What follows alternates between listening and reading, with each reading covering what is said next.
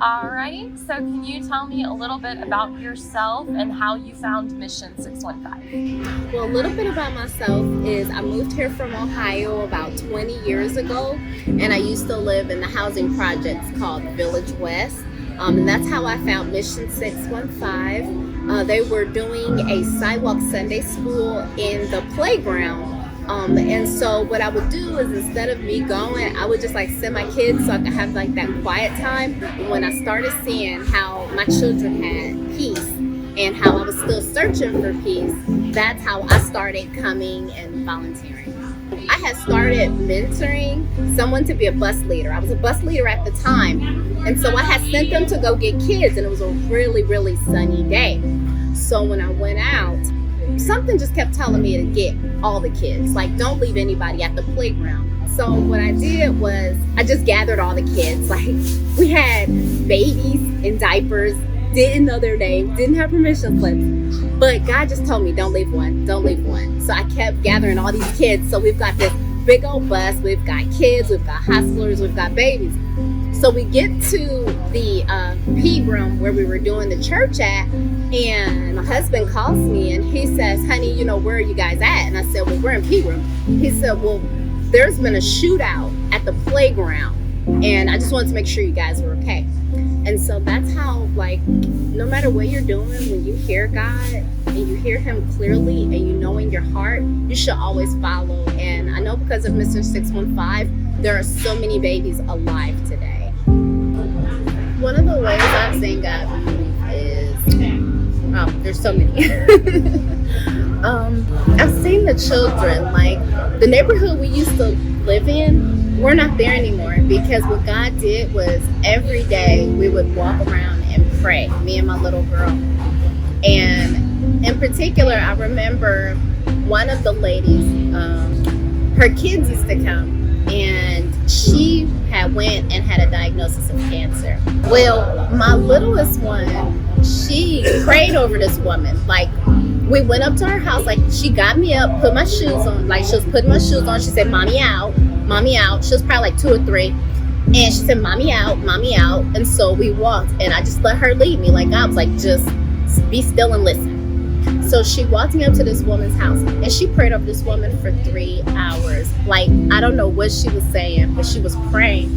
And when the woman went back the next week, she said, I had to come to your house to tell you they couldn't find any cancer. They was like, it was just completely gone.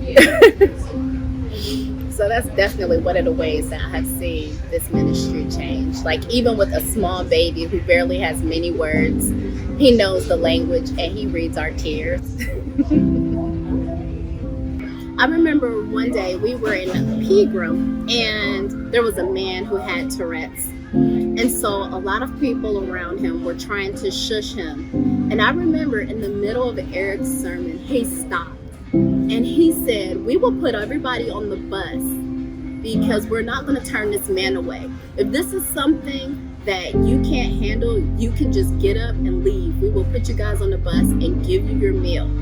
But I'm not going to stop giving the word, because he needs the word just as much as everybody else. And that's pure love. The best way you can serve is coming and speaking life over these families.